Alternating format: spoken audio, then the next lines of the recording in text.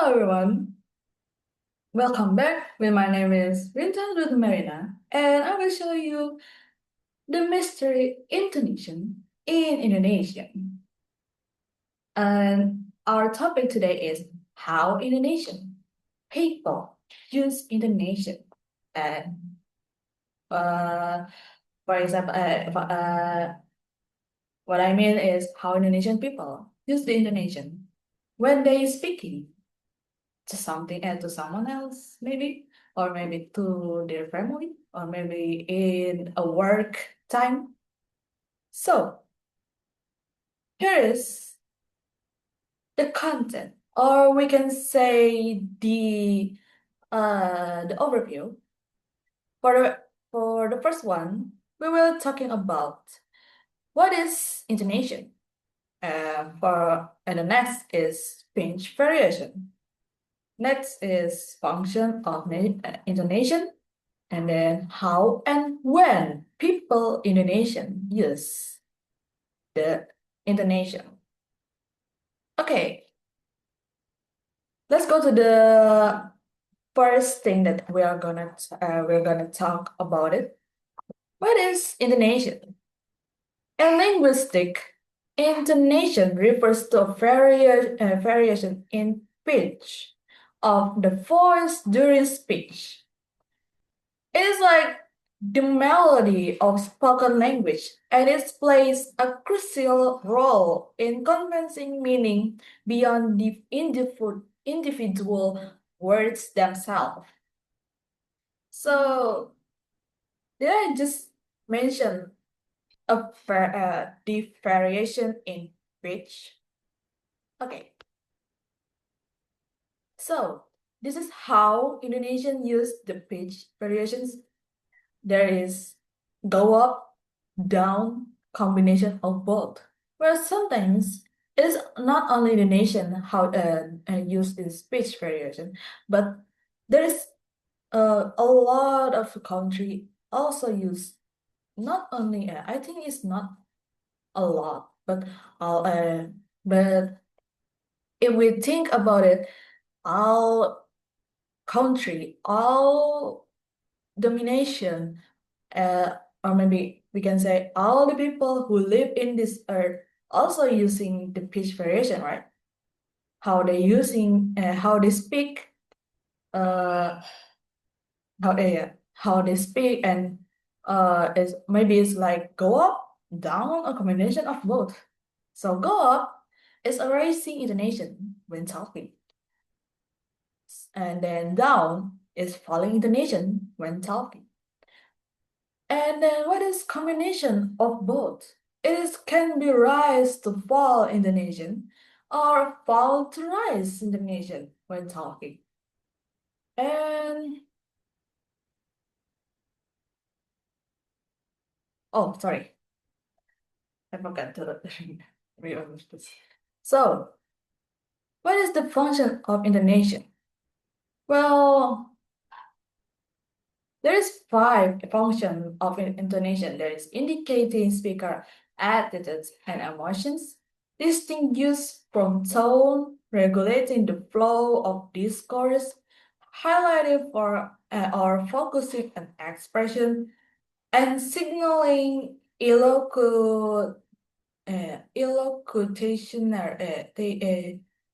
elocutionary act or grammatical function.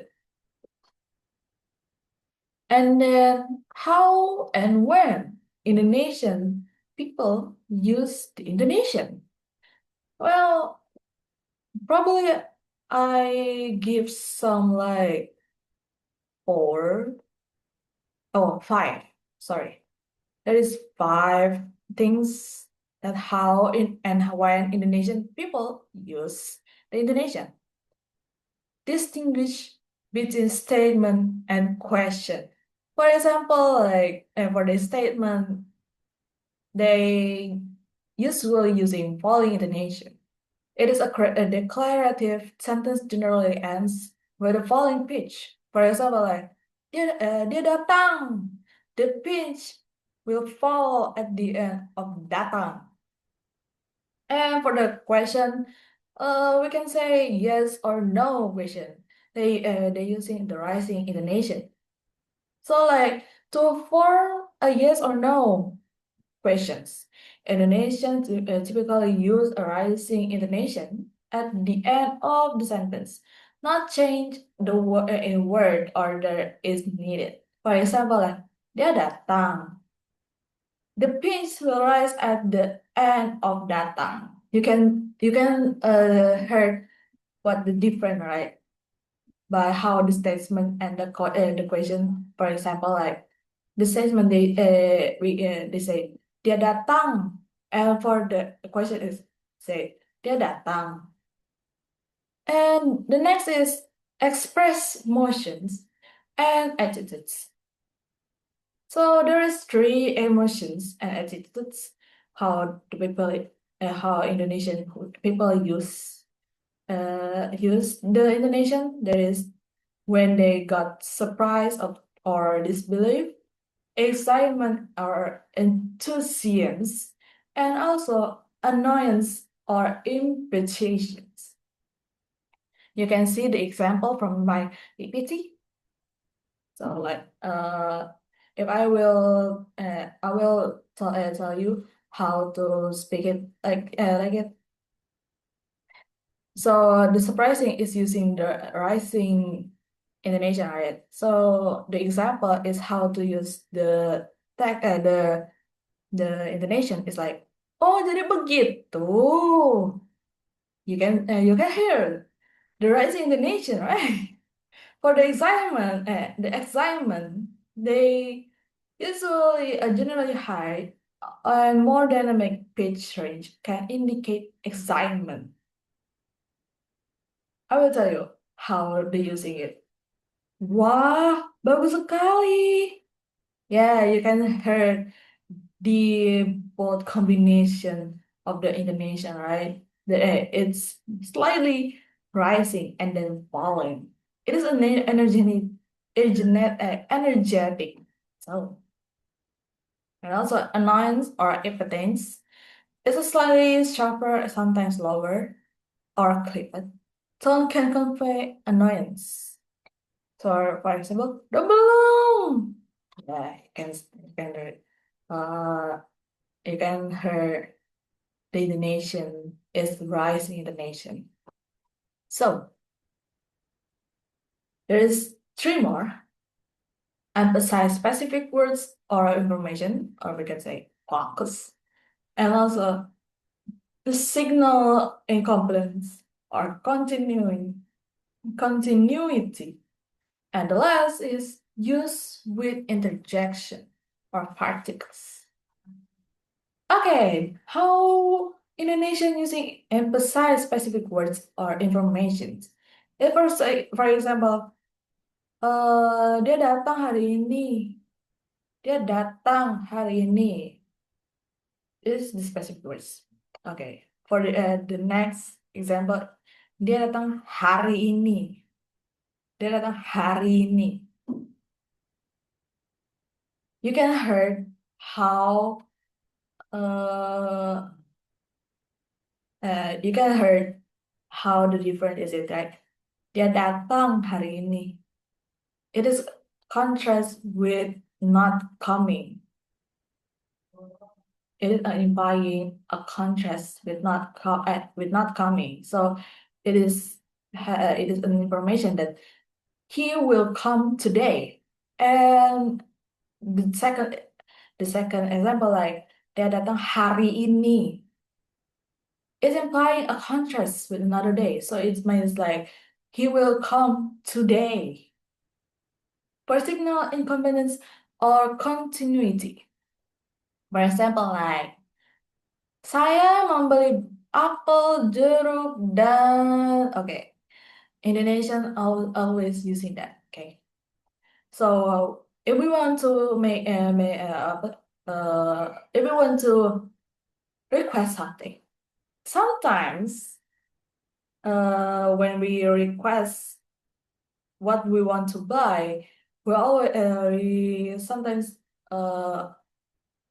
stuck in one word, which is dan.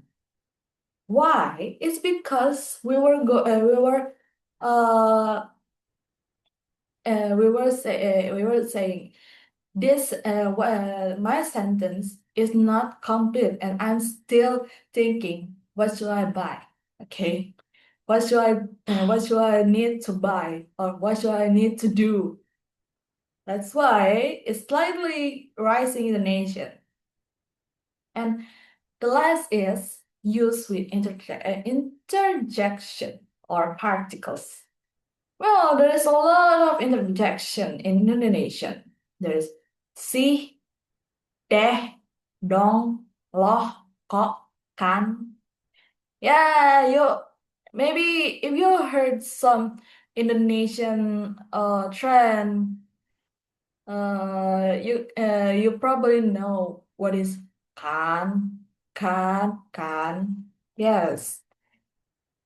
It's for example like kan sudah kubilang. I told you so. It's, well, sometimes we not only use it for polling Indonesian, but also we also we sometimes using the rising Indonesian or maybe both, maybe. And also we have C. Well, sometimes we using it as rising Indonesian. Apa sih?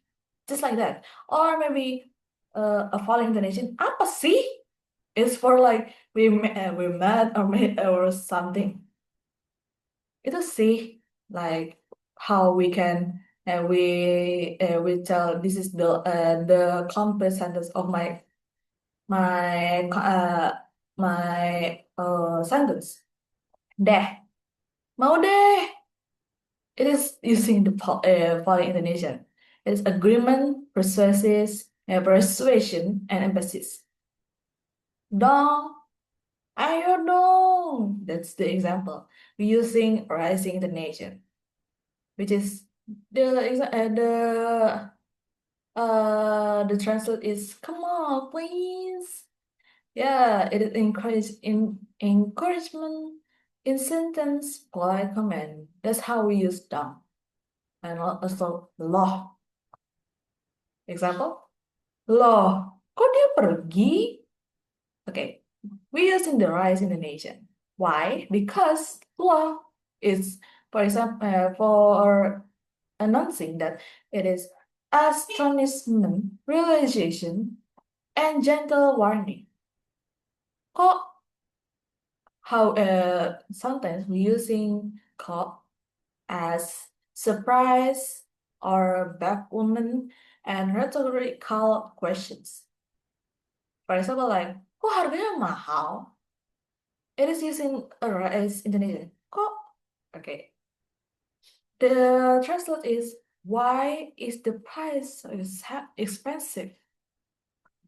Okay.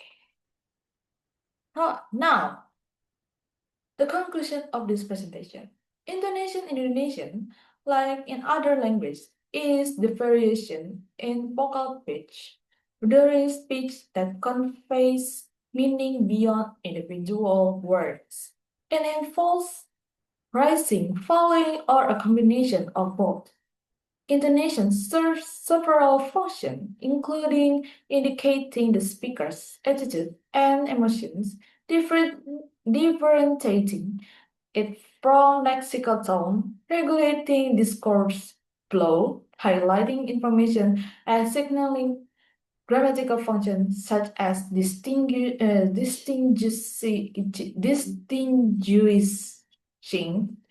between question and statement.